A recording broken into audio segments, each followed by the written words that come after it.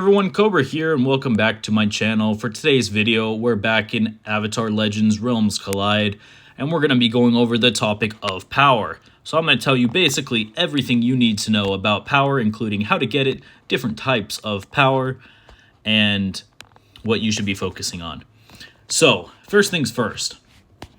You can have power, which is supposedly how strong you are. However, in reality, it's just the sum of the upgrades you've done. Power can be what I call inflated or bloated. You can make it look like you're much stronger than you actually are, or you can be really strong with low power. And I'll go over a little bit of that. So first things first, when you start the game and you're trying to get up your power, what you'll notice is that training troops is going to give you little to no power.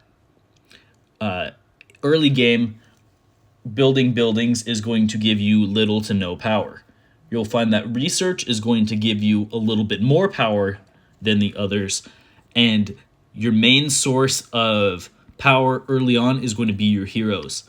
So if you go over to like your hero tab and you're looking at some of these, and say we'll take Zuko. You know, he's level 20 out of 30. Okay, well, let's level him up. There we go, 500 power. So we'll level him up 10 times here. That's 5,000 power. Now, that doesn't sound like a lot, but you have, say, 18 or 19 heroes. Then you get, look at this, 2,800 power to rank him up 1/5 of a star. That's going to increase it. Then when you put the talents in, it'll increase more power. And then when you upgrade the skills, it's going to increase more power. So early on, a large majority of your power is going to come from these guys. Like you can see, Uncle Iroh alone is 200,000 power, 140, 126. That's a lot of power that comes from these guys. That means, probably at least 2 million of my points are from my heroes there. Now, other than that, like I said, research is going to be a good way. Once you get later on in the game, you're going to notice that now construction is going to give you a little bit more. Training troops is still not going to give you hardly any power for the amount of time it takes, but research is going to be where you're going to get the most consistent large amounts of power for the amount of time it takes. Research and heroes are the key. Now, when you go over to the research tab, you're going to look at, like, say the one that I'm doing right now, which is this one. It's going to take me 16 hours, and I'm going to get 22,000 power. Now, that is more than 1,000 power per hour. That is what I like to compare things to. If I go to upgrade my town hall, you'll see it's going to give me, 115,000 power, which sounds like a lot, but it's going to take at least 5 days. Now, if you think about it, 5 days is about 120 hours. So that's less than that. But in reality, it's probably more than 5 days. I don't know the exact amount of time.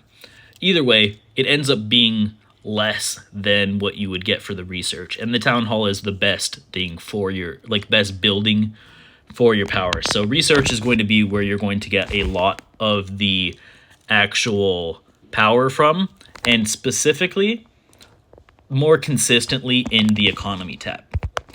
Now,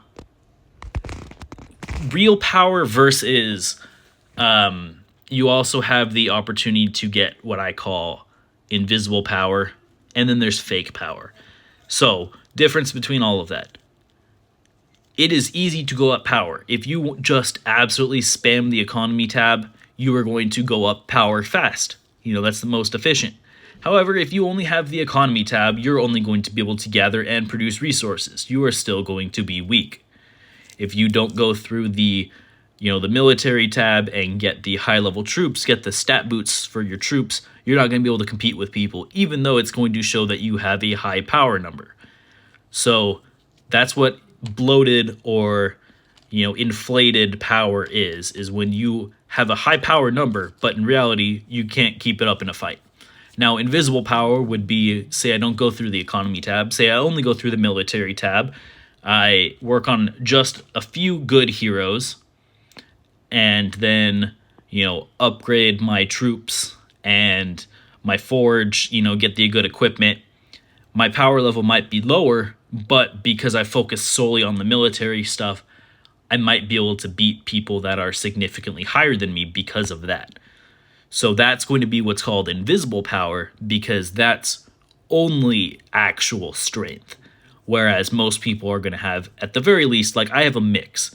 I have some, economy tab done, but I have a lot of the military tab too. So I think it's best to have a mix, because then you look good, but you also can back it up. So that's kind of my take on it. Moral of the story is, if you want to go up fast, focus on your heroes and focus on the research, specifically the economy tab. If you want it to be real strength, then focus on the military. Focus on your equipment, focus on your heroes, and making sure you have a full march of troops. So, hope this is helpful for you guys. I tried to keep it short. Please like and subscribe. Let me know in the comments if this was helpful, if you have any questions, and let me know if there's any other video topics you want to see. So, I will see you guys next time.